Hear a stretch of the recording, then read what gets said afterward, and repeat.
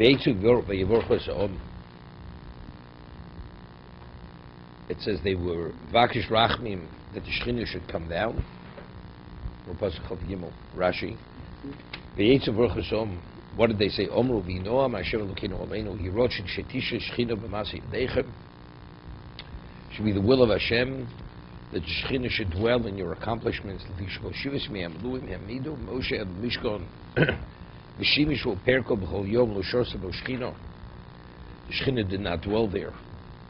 V'hoyu Yisrael nichlam v'omrim Moshe Rabbeinu kol haTorah shetorachnu shetisha Shechina b'eineinu. All the effort, the toil, we did it so the Shechina should dwell in our midst.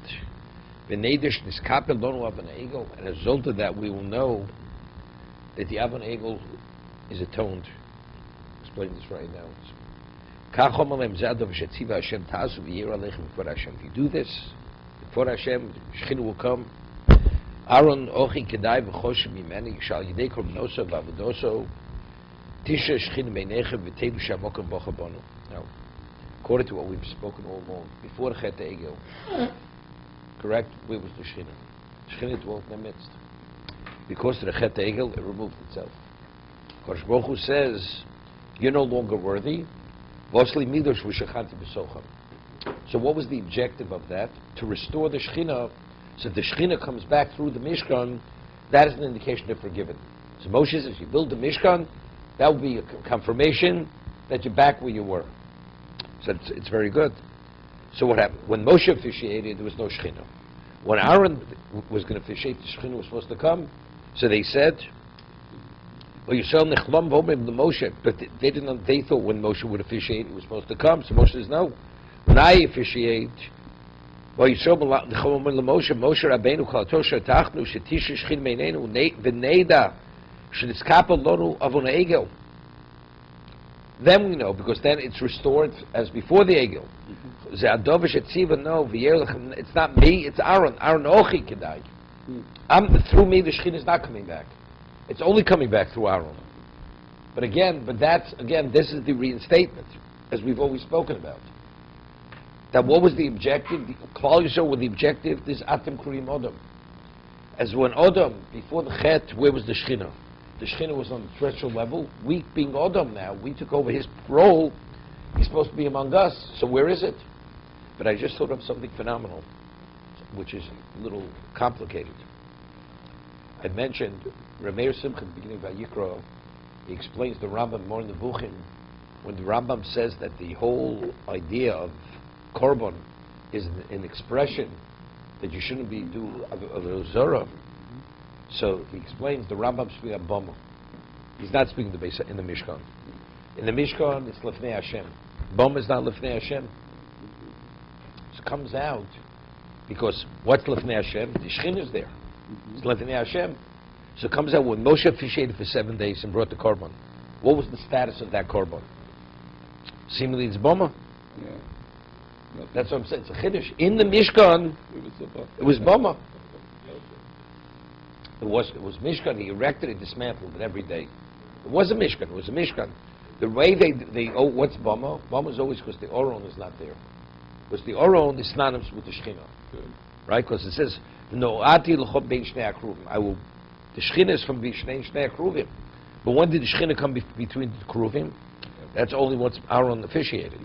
So it comes out, Chiddush, that when Moshe officiated, the value of the Korban was Bama. It was not a Korban Lefnei Hashem.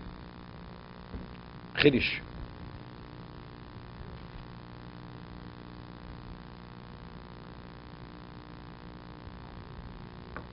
Chav Daled. V'teitzi yesh Lefnei Hashem.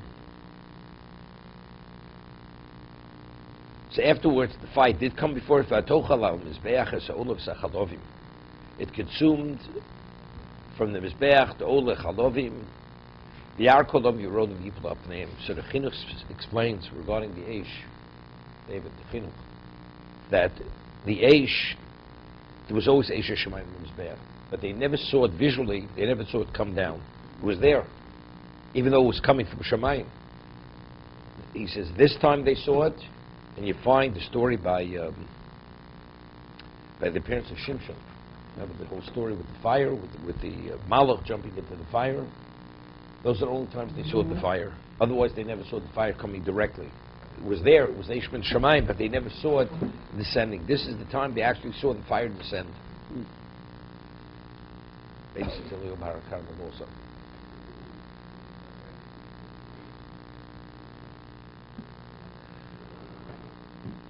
No, what? Moshe's blessing? No, so Rashi said before, that bracha was shetisha shchina be'maisi yadechem. Only once they received that blessing, now your accomplishment has the capacity to receive the shchina. Moshe and Aaron, they both blessed it. Right? The Eitzu vayivorchos, on plural, both of them. V'noam Hashem Elokeinu Aleinu. That the pleasantness of Hashem should be upon us. And what is that? That was the bracha they gave him. The Shechina should dwell in your handiwork. Evident, it seemed that their action wasn't sufficient. They needed the bracha. And once they gave that bracha, then the Shechina came down.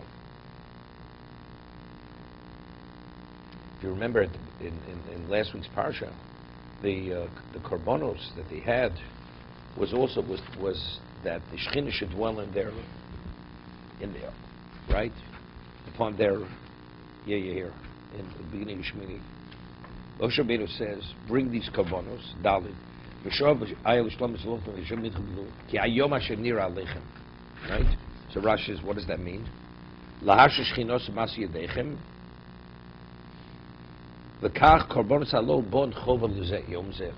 The reason why these korbanos were obligatory on this day is because the value was in the merit of these korbanos, the Shechina will come. But see, it wasn't enough because Aaron did the avodah. It didn't happen. It was in conjunction with the bracha, with the tefillah, and the bracha of Moshe and Aaron. They had to pray and they had to mevakish rachmim.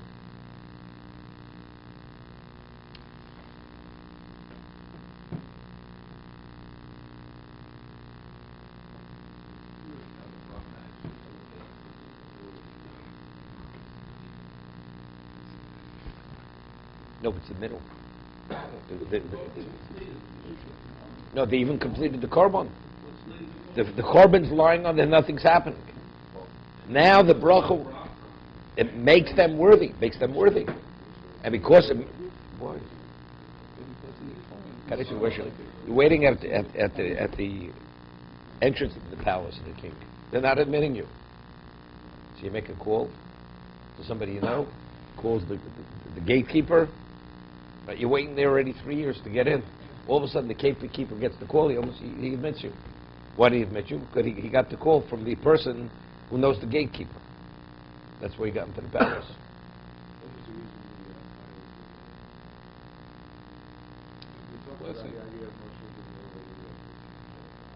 No. But this way where we say, whenever something monumental could happen, there's always a prosecution. There's always a kitruk. Never fails. Right? We're about to go into Eretz Yisrael. There's a Balpor. The Balpor, the Kedah, the Akedah, the spies, always, something's about to happen monumental, there's always something interferes. The Shechinah is about to come. What happens? That doesn't happen. Evidently, there's a kitruk. So what did Aaron say? Moshe, you embarrassed me. I'm not worthy. So based on Midas Adin, he's not worthy. Midas Adin says he's not worthy. Because the Chet Egel. So Moshe's tefillah, he says, let us go and be bevakish rachmim. That's what he said to Moshe. He didn't say, let's be mispalel. Levakish rachmim. After they bevakish rachmim, and they gave the bracha, then it happened. So without rachmim, it doesn't happen. I always mention Or Chaim HaKadosh, one location. So the only person who was able, we found Moshe called Ish Elokim. Why it's called Ish? Because he was the only human being ever to live that he was perfect enough to stand up to Midas Adin. Even the Avos HaKadoshim weren't perfect enough to be able to deal with the Midas Adin. So it's not simple. So here, the Midas Adin says, they're not worthy enough. Let's go, be Vakish Rachmin. If Rachmin, then we can push it through. If you go back to the Aleph again, I didn't. Read Rashi. So So you say both, so we just understand both Aaron and Moshe gave brachas, or they received brachas? It says they gave. Read this over here. This pasuk. Vayetzu vayevorchu esom. What does that mean? So it sounds like they're doing Birchas HaKahanim. They're both, like Moshe is doing it. No, not Birchas Kohanim. It sounds like it. I didn't say it is. Read Rashi here. What does it say? Oh, so it's not in Dalit. It's over here. No, Dalit originally says that the korban will make you worthy. The korban independent of anything. But it didn't work. Uh-huh. So they had to be mispalel and the bracha, both. So here. That's the point I'm making. Thank you. It's a good thing, you know, that yellow marker, you could read straight through it, even though it's covered over the words. I'm going to go get the red marker.